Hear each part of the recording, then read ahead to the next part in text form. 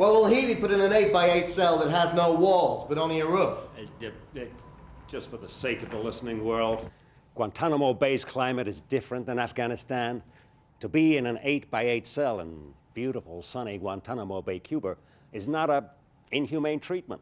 When the play first came out, it was the people who knew all about Guantanamo who first went and who feel strongly about it. And it's been very encouraging for me that those same people are saying, gosh, I thought I knew about it, but I never understood this was going on.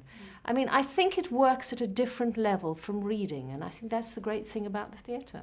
On a related issue, there are British citizens at Guantanamo Bay. Yeah, can you clarify, did the United States tell the British government that we were moving these detainees from Afghanistan to Guantanamo Bay, that we were taking this step? I don't know. The United Kingdom is working very closely with us.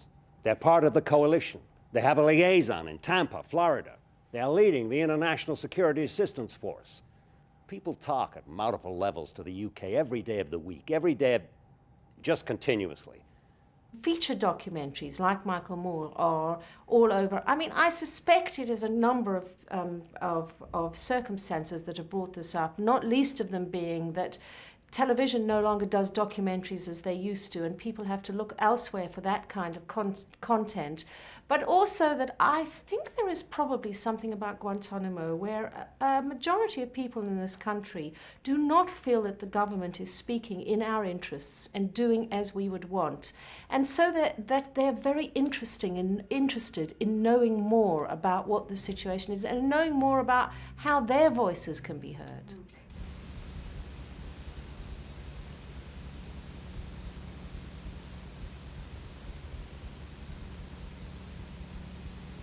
Not only is it a flouting of international law, but the great fear is it is creating the very extremism that it has been put on supposedly to abolish, that it is creating this bad feeling and the feeling amongst ordinary Muslims in the world that you don't have to do anything, you just have to be a Muslim and you can be picked up and locked away for the rest of your life.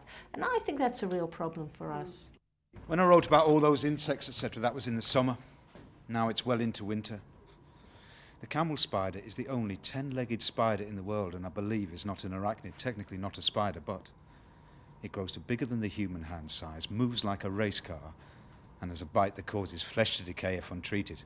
In the summer, there were plenty of them here, running into the cells, climbing over people. One person was bitten, had to be treated.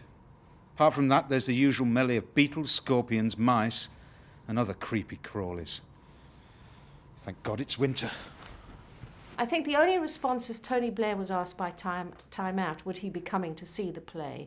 And I think he virtually replied it would be a bit like a busman's holiday, which I'm sorry about because I don't think the play is an experience of doing politics. I think it's a theatrical experience and I think it has the power to move. And I'm sorry if our Prime Minister confuses his political world with a theatrical production.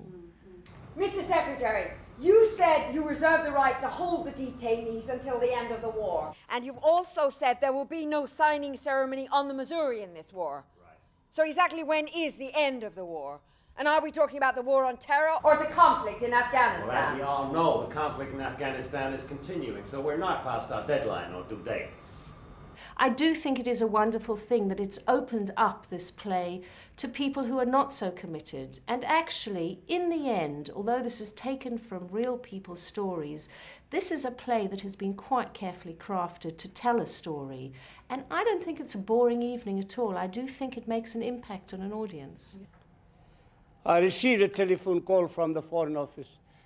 The person in charge, she told me that Muslim has been transferred to Guantanamo Bay from Bagram Air Base.